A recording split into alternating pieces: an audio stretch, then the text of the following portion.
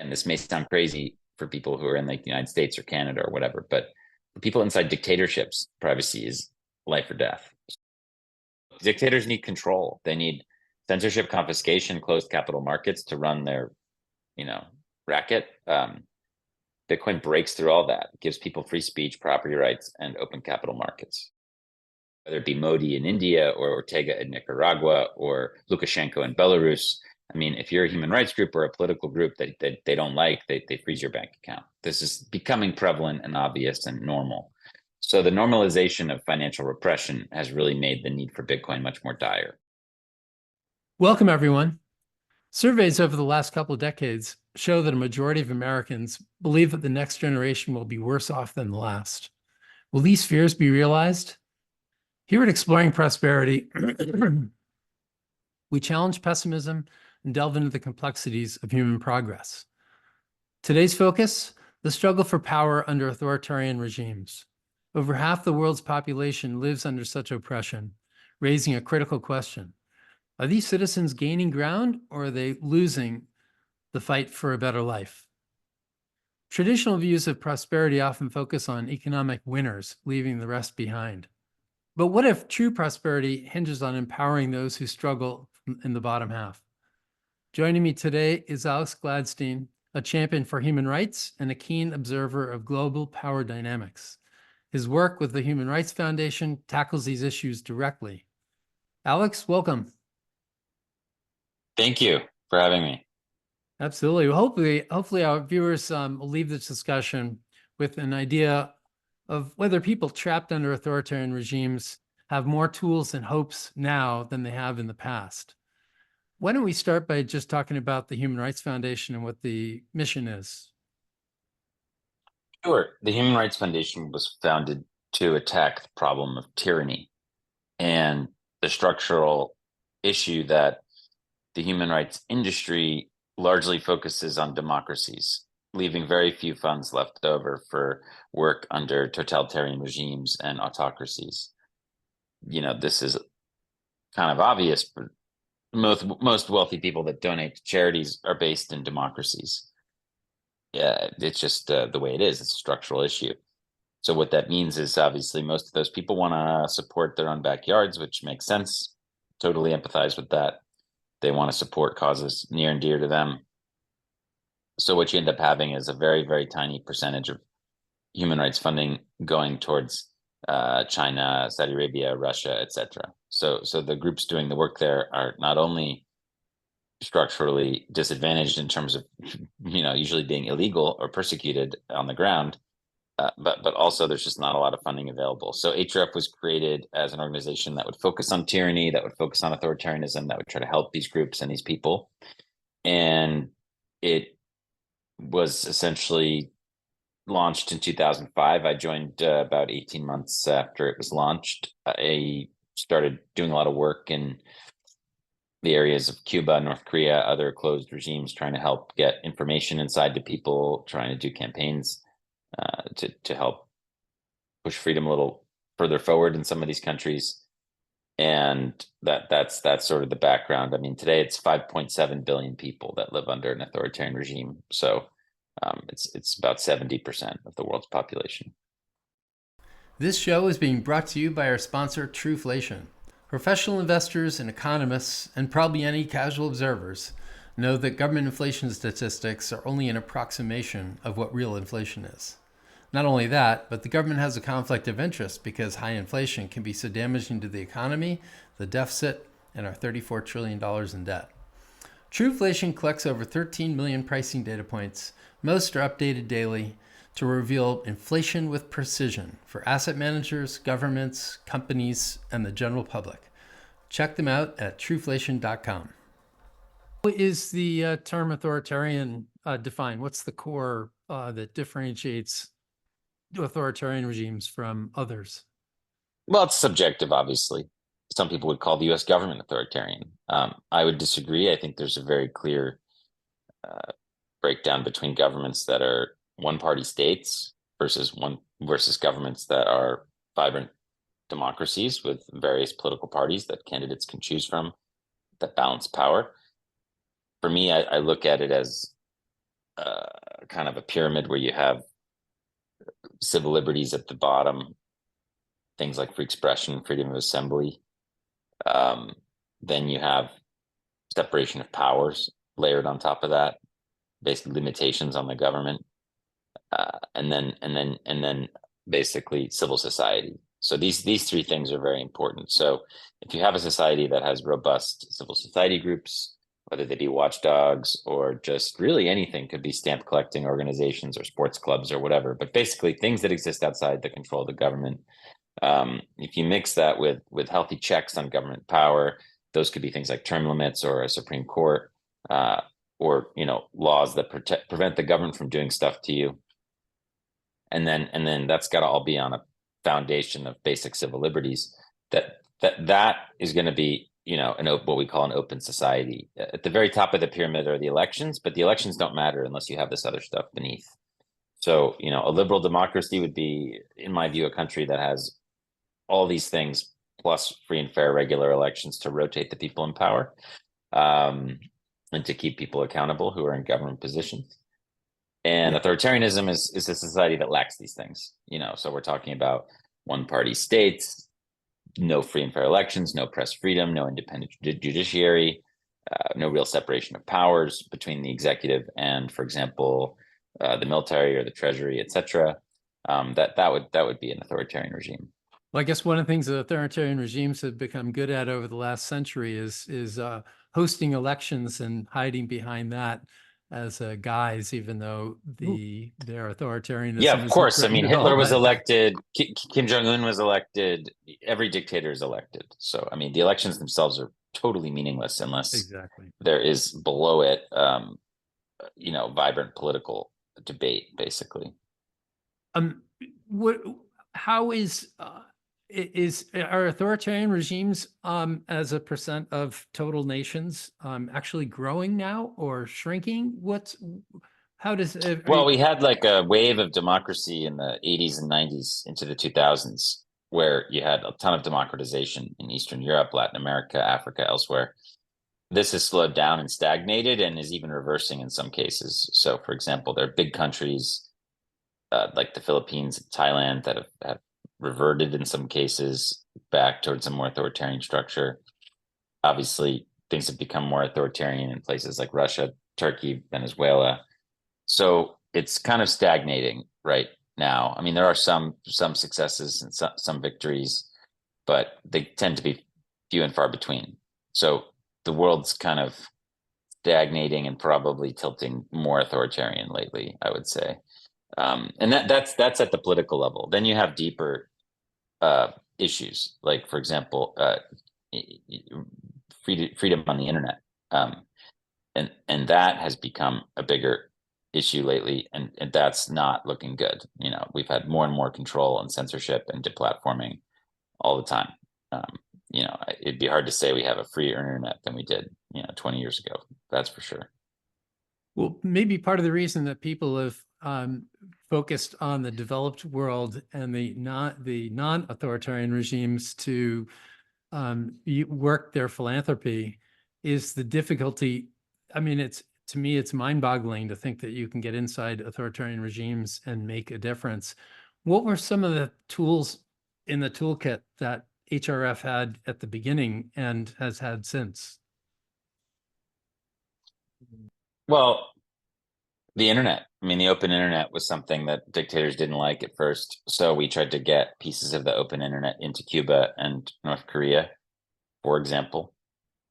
Ultimately, most of these countries realized that without the internet, they'd become bankrupt. So they started to let the internet in different pieces, different ways. That's kind of proceeded. But then they learned how to control it, right? Or to try and control it and to track people. So it's a little bit of a double-edged sword. But in general, we started with that. Then encryption. I mean, we've done a lot of work with encryption, with helping activists understand how to encrypt their messages and also how to use VPN type technology to disguise their browsing on the internet and their activity on the internet. So all of that led up to the Bitcoin stuff. One of the things that you've talked about is the importance of money and how it was always overlooked as a component of the oppression that a lot of organized groups were struggling under. And that struck you a few years ago. It's probably worth talking about that and how Bitcoin became something that was more of a tool that could be used. We had to learn that money is a tool that governments use to weaponize action against populations. They go after people's bank accounts.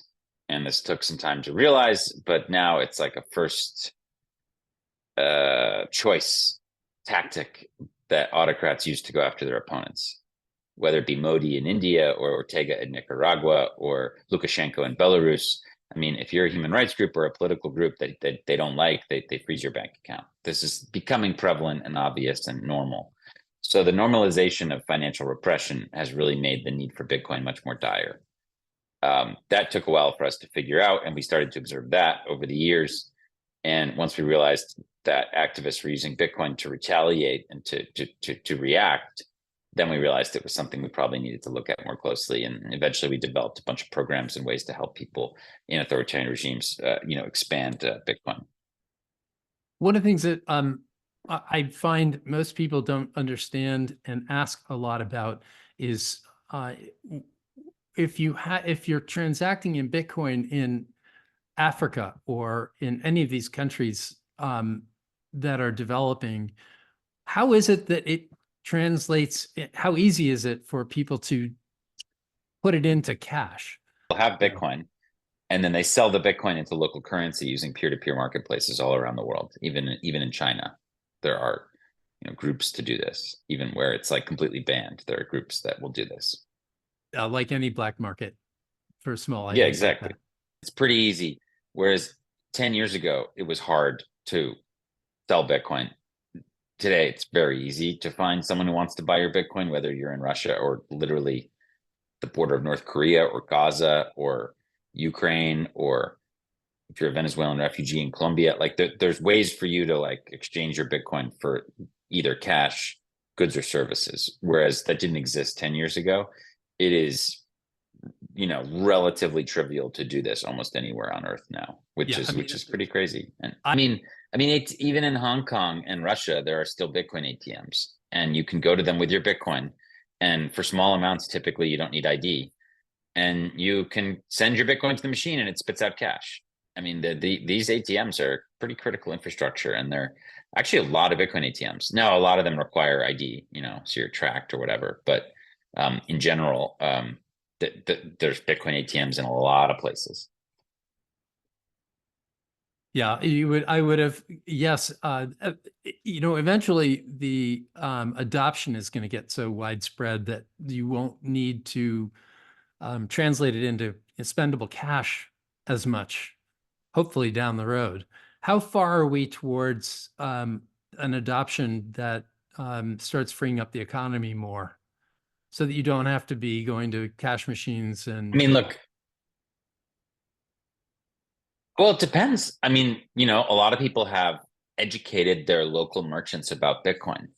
I know a lot of people who buy meat from a local butcher or farmer, and they pay in Bitcoin. They buy local honey, they buy milk, they buy vegetables, they buy wine, they pay for services. It just depends. I went to an island in the Atlantic Ocean called Madeira recently, and I paid for my surfing trip in Bitcoin. So it just depends. I think there's pockets and bits and pieces and communities of people who are excited to take Bitcoin, and you can buy stuff in Bitcoin. That is a minority right now, small minority. I think that just grows every single day. That grows. Like the number of people who would prefer to take Bitcoin than dollars grows. Like I would absolutely prefer to receive Bitcoin than dollars. The problem is trying to get a full-time job paying you in Bitcoin is hard. I've been able to get paid in Bitcoin to do journalism work and things like that, which is cool. Still making fiat, for my main job, but like find ways. I think that's what everybody should be trying to do now, is to find ways. So it's a slow transition. I mean, most people who have enough money to get by, who aren't living paycheck to paycheck or whatever, they're going to look at Bitcoin as a savings instrument for the future because that's smart. Like it's going to be worth a lot more in 20 years than it is today in purchasing power. And it's a great way to save for like your kids' college education or future generations. So for a lot of people, it's first and foremost a savings instrument. That's, probably the biggest use case. But like beyond that, it's got a lot of use cases and practicalities around the world that relate to, moving money from A to B. Obviously, it's way better than a bank wire. People don't quite understand that. At the Human Rights Foundation, we make grants in Bitcoin. So, if someone from Egypt or Gabon or whatever is going to get a grant from us, do you want a bank wire or do you want Bitcoin? Most of them want Bitcoin because they don't want the local government knowing they got, a chunk of money from the Human Rights Foundation. That would be bad for them. This way that we put the power in their hands.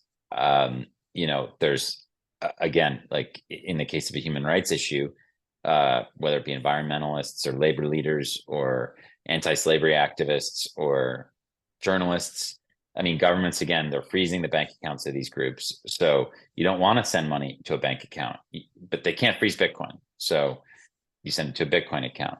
And then increasingly, another use case for Bitcoin beyond just sort of savings or financial inclusion or human rights, meaning beyond escaping inflation or censorship or deplatforming is improving our relationship with energy and electricity. Like Bitcoin is a modular profit-making energy savings technology. And it took me a while to figure this out, but basically every single power generation site on Earth wastes electricity, and Bitcoin plus Starlink can just be there on site in the middle of nowhere, wherever you are, and can convert any wasted electricity to capital for the owners of the project. And this is tremendously important for renewable energy and for green energy projects because a lot of them waste energy. A lot of wind and solar produce at times when there's not equivalent demand. A lot of geothermal and hydro are baseload power producing the same pretty much every hour, but you have a population perhaps that's not using much at night. So there's a lot of wasted energy out there in the world. And if you have Bitcoin mining as like a modular, a complement to the grid or whoever is your consumer, who's, whether it be an industrial water pump or a village, you're going to want the Bitcoin miners there to soak up whatever's wasted. And then that can help make electricity cheaper for everybody else. This is very, very important. Something that took a long time for me to sort of grok, but Bitcoin's practical use case as an energy savings technology is going to be absolutely massive, at least as big as all the other things I've mentioned. Well, the article you wrote in Bitcoin Magazine about 2 or 3 months ago about an African village that had a power plant was perfectly elucidating about this issue. You talked about how it reduced the costs and improved the electricity consumption in the area. And today there was news in Tanzania about the national utility closing down at least one dam for hydroelectric because they were wasting too much electricity, something that's hard to even fathom. This is the age of ignorance. Like once policymakers understand that you can't have too much electricity, like if you have too much, you just convert it to Bitcoin. This is just it's going to take time for people to understand. It's new, it's radical, it's a paradigm shift. But the idea that you can't have too much electricity, or that you can have money that can't be frozen, or that you can have one open neutral currency so that anybody, no matter where they're born or what race or gender or creed they are, they can access the same monetary network. These are very radical ideas that, people traditionally at first are going to be uncomfortable about, or they're going to basically dismiss out of hand as crazy. So it's such a different system that it's like alien, basically. It's going to take time for people to acclimate themselves to. Recently about use cases and Bitcoin being bad for dictators. Love to go into the components. Yeah, Bitcoin is very bad for dictators. Yeah, I mean, look, dictators need control. They need censorship, confiscation, closed capital markets to run their, racket. Bitcoin breaks through all that. It gives people free speech, property rights, and open capital markets. So it's just a disaster for dictators. Like more power in the hands of people is bad for dictators. That's very simple here. I still think there's dictatorships in a Bitcoin world, but it's just going to be a lot harder for them. In a world where it's really difficult to keep like monopoly over the economy, dictators will have to shift the way they do things. It just is what it is. Now, I mean, of course, they could just turn to brutal violence like Mao did. I mean, you know, like basically, it's very interesting. But I'm writing a forward for a book about Chinese economic history and Bitcoin. But basically, all of Chinese history can be told through the story of inflation. Like there were monetary, you know, evolutions 1,000 years ago where Chinese rulers had, you know, metal coinage, and then during the during the era of the Mongols, they invented essentially paper money, but it was unbacked and it created hyperinflation. It brought down their dynasty. It brought in the next dynasty. The nationalist project in China 100 some odd years ago mismanaged the economy. There was massive inflation. People had money in wheelbarrows. That partly gave rise to Mao.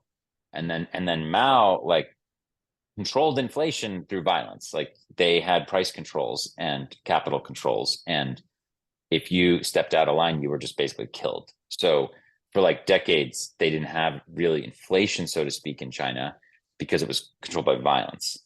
I don't know if that's possible to achieve in a Bitcoin world, but I mean, dictators could try. They could certainly try, but that's what you'd be sort of forced to do is like do that. So I don't know. We'll see. What can governments do to try and shut down Bitcoin? That's something that a lot of people I know say, "Oh, I wouldn't buy it because the government's going to shut it down."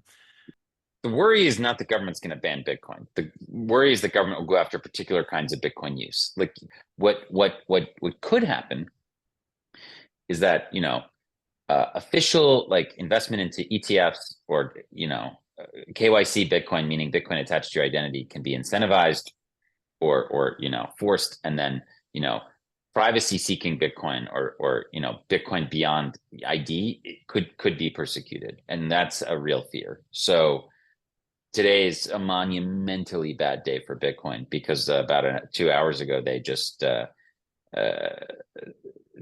New York authorities basically announced that they had arrested the developers of something called Samurai Wallet, which is a very popular privacy wallet in Bitcoin. It's a software that allows people to collaborate to seek privacy in Bitcoin through something called a coin join. It's basically the idea of a smelter. It takes a whole bunch of different Bitcoin transactions that are tracked, and it puts them through a process where on the other side, all the amounts are equal. So it becomes harder to track. It's a very important tool for Bitcoin privacy. You can run it, you know, yourself, which is free speech, but these folks had actually they had a centralized server where they weren't taking control of anybody's Bitcoin, but they were making profit on the flow.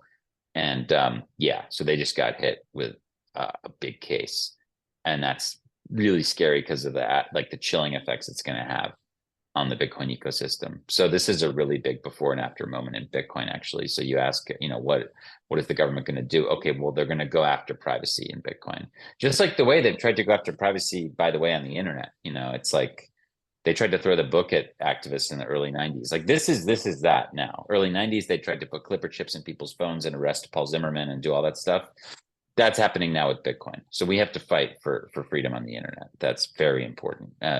You know, it seems extreme to say that as an American, and maybe that's true, but certainly for our friends in dictatorships. Is this going to be another case of software and freedom of speech as a defense? Is it too early to tell? I mean, I mean, we'll see what coin center groups, you know, go for. But like the details don't really matter. The point is that the government is trying to scare people away from trying to seek privacy with violence. I mean, that's scary. That's intense. Well, you know, and I guess privacy shouldn't be a crime. I mean, privacy isn't a crime at the end of the day. I mean, it just isn't. So, you know, this is something we've been dealing with post 9/11. It's like the government trying to teach us that privacy is a crime and that you have nothing to hide, and that's totalitarian thinking. Yes. I suppose also the KYC and AML regulations that have been applied to basically all the on-ramps and off-ramps for at least Americans does allow the government to track, to be able to surveil what's happening. And as long as I assume that as long as your address, as long as you're spending Bitcoin to another address, then they can't get in the way of that, even if they may be able to identify. No, they can't stop. No, they can. It's like you can have free speech, but not freedom after speech. Is the joke? Like they cannot censor a Bitcoin transaction. Like the global mining infrastructure does not permit that. The U.S. government could say, "Hey, don't mine a block with this trend with any UTXOs from this address or whatever." But like, there's going to be some miner who mines it. It could be a home miner. It could take them a year, but it's gonna go through. There currently is no like unspendable Bitcoin in the network. Let's put it to you that way. Yeah. So the way that they would censor is after the actual movement of the money. They're not going to technically censor the network. They will try to monitor what's happening and then arrest people based on movement. Mm-hmm. The most important thing for human rights activists worldwide is to use Bitcoin without KYC. This is really what it comes down to.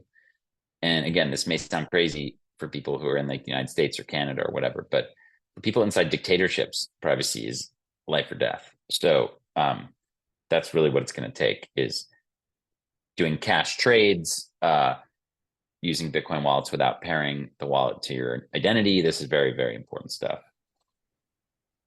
And I guess so. So in the human rights, especially in authoritarian regimes, Bitcoin, there's no question about stablecoin usage, but stablecoins is being more broadly adopted by regions where the main use case is to hold the value of the currency, hold the value of their savings in a currency that's more reliable than their own. I assume that's going to wane once the governments intrude to block transactions on stablecoins, which I guess publicly we haven't seen much of yet. Yeah, I mean, no, we have. I mean, Tether has frozen stuff. Stablecoins are not Bitcoin. I mean, Bitcoin is an open, neutral, decentralized network that's completely global and unstoppable. You can go after Bitcoin users, but the network itself is decentralized. Stablecoins are totally different. Stablecoins are issued by a centralized party. They are securities. These are credits. Bitcoin is an asset network. It's not credit. There's no credit in Bitcoin. You can make credit on top of Bitcoin, but Bitcoin itself is an asset.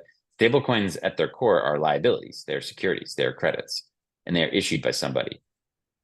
And those can be frozen, just like a U.S. Treasury or a digital dollar. I mean, it's very simple. The authorities will put pressure on stablecoin issuers to censor stuff they don't like, and that'll be that. So I think we're living in like kind of a little bit of a moment where stablecoins are used like without KYC around the world. That makes them very interesting humanitarian technology, because people in Lebanon or Argentina can have basically a dollar asset on their phone without a bank account, which is really cool. But I don't know how long that's going to be the case for, because I think the U.S. government eventually is going to try to make laws a little more strict around this stuff. So we'll see. On balance, how do things look for the folks that you're trying to help? All of the human rights activists under authoritarian regimes, are they in a better position today? Or are they in a worse position? And is there more hope now than there was before? They are up against the wall. I mean, it's tough out there. I think it's nice that there's at least a new tool that they can use to their advantage. I mean, ultimately, it's pretty liberating to be able to teach somebody how to use this thing. It gives them a lot more power. It doesn't solve all their problems, but it's a very powerful tool. Well, it gives them resources. I mean, if the government shuts down your bank account and you don't have any other way to operate, you're done. I mean, everybody's got to volunteer. This makes that like not fully possible. Well, I applaud your work on CBCD with the CBDC tracker. And Thank you. Tell me a little bit about how things are going on the CBDC front and what the threats are there. Sure. Well, a central bank digital currency is a liability of a central bank, directly available for the public to have on their phones. This is a new technology. Typically, the digital currency you'd have access to on your phone or computer would be a liability of a private company like Visa or MasterCard or Apple or uh, Alipay or whatever. This is different. This would be an actual instrument that is issued by the government, and we're giving the government a lot more control and access into people's lives when they use money. So the general idea is that they want to phase out physical cash, which is currently the way that you would get a liability of the government. And replace it with a digital version. And unlike cash, which has a lot of freedom aspects to it, it's private, it's a bearer instrument, et cetera, et cetera. It can't be remotely frozen. This stuff can be. This stuff can be remotely frozen. It can be censored. It can be blacklisted. It can have expiration dates on it. It could be programmed to only purchase certain things. It's very, very much a tool of social engineering, and it's pretty scary. So we launched a tracker. It notes that more than 125 governments are doing CBDC research. More than 60 have rolled out a CBDC of some kind, as far as a prototype, and I think more than 20 now have actually launched a retail-facing version of a CBDC. So they're going all out on this, and Bitcoin's kind of like the antithesis of this, basically. Bitcoin is a parallel monetary system controlled by users. CBDCs is a hugely monopolistic, centralized network controlled by the government. So these are kind of the parallel constructs as we move forward. And the ECB and the U.S. authorities, I won't say the Fed because Treasury is involved too, but they typically give a lot of verbal attention to the premise of privacy and the premise of liberty. I assume that there aren't very many authoritarian governments that make that give any nod at all towards privacy or right. At least our government is, at least Powell says, I'm not interested. This runs Yeah, I mean, against look, the core of our country. we have the ability to fight back and push back, and most people don't. But it's gonna get tricky. Like if our government's going after privacy, like it has been since 9/11 at least, and before that, but certainly now, and this case today in the Bitcoin world is earth shattering. So we'll see. But yeah, at least we can continue to push. People in China are not so lucky, right? So I think we got to take advantage of our privilege here. Look, the good news is that the software can be open sourced and you can run this and it's unstoppable. But capitalist constructs encourage people to make businesses off this stuff. And it sounds like that's going to be very difficult moving forward. There's a potential upgrade to Bitcoin that we're actually doing some research on now that would basically make it cheaper to transact in a coin join than not. So like everybody would be incentivized to spend Bitcoin in this way, potentially. So that's called cross input signature aggregation. It's something we're looking at. Excellent. Tell me a little bit about El Salvador, which was the first country to move this way. And were they on your target list of authoritarian regimes when you got to the Human Rights Foundation? No, they became authoritarian through Bukele. I mean, Bukele took particular steps that consolidated his power. He stacked the court. He scrapped term limits on his presidency. He consolidated power massively in the last 5 years. So I think what people misunderstand is like, just because you're not authoritarian does not mean you're good. Like this is not like a moral distinction. Like liberal democracies can kill millions of people, like they have, as we've seen them do. Like they can also just be very corrupt and unsafe and chaotic. In the case of El Salvador. That said, it is something to strive for in terms of values. Like you want people to be protected. You want individual liberties. You want civil rights. Like these are important things. It doesn't mean that the political constructs on the way there are going to be perfect. Mm-hmm. But in general, yeah, El Salvador is becoming much more authoritarian. I mean, it's basically it's basically a little kingdom now. I mean, the guy really controls everything. So if you're not on his side, it's not good news for you. Let's put it that way. And that's complicated. Look at Singapore. I mean, it's possible that quality of life is going up in El Salvador generally, and it's safer. That is a thing. That is very probable based on everything we've seen, right? And all the Salvadorans we talked to. The trade-offs to get there have been major. Like Severe, yeah. talking about tens of thousands of people losing their civil liberties and the installation of like a total surveillance state, basically, that like penetrates activists' phones and stuff like that. So, look, I empathize with why people would want to trade liberty for security. I don't agree, but I understand why. And people continue to do that around the world. I think it's ultimately going to end up, as I think Ben Franklin said, where you're going to end up with neither if you do this. But yeah, I just think the case for liberty is very strong, and we should mold our societies so that people can have more of it, and we'll be a more peaceful, prosperous